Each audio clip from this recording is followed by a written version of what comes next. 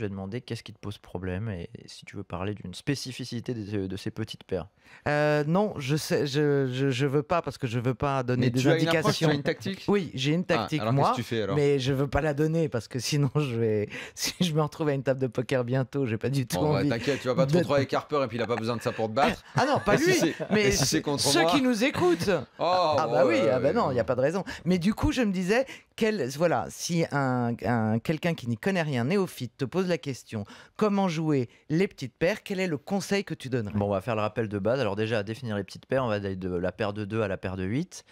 On va parler en tournoi, parce qu'on Ouais. voilà, on joue régulièrement Ouais. en tournoi.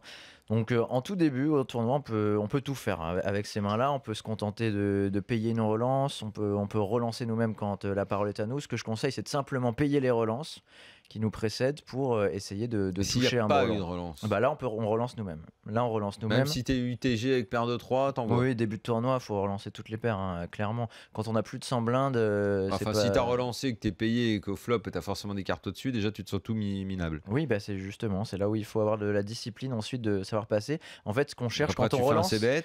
Non, justement, non, pas forcément. Ah. Quand on relance, l'objectif, c'est pas forcément de voler les blindes, loin de là même, on a envie d'être payé pour générer un gros pot et toucher brelan. Après, il faut avoir la discipline, quand on touche pas brelan, parce que c'est seulement une fois sur 8 qu'on va toucher le brelan, de savoir abandonner. Si par exemple, comme tu dis, on relance paire de 3, on est payé 2 fois, ça vient roi valet 8, il faut même pas essayer de c-bet. Là, c'est un check automatique. Et même même sur roi valet C'est 9... un check pour abandonner le coup. Oui, même sur roi valet 9 avec paire de 8, paire de 7, paire de 6, s'il y a 2 joueurs, c'est même pas la peine d'y penser. C'est check pour abandonner. On n'a pas envie en début de tournoi d'aller s'embêter, avoir une grosse décision si on se prend 3 barrels dans la tête, si notre adversaire mise flop, turn, river. On n'a pas envie de ça. Donc moi, je conseille de directement abandonner avec ces mains-là.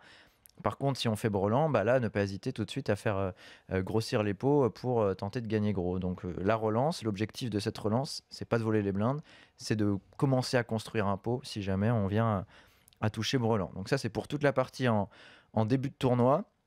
En milieu de tournoi, c'est des mains avec lesquelles il faut commencer à être plus agressif.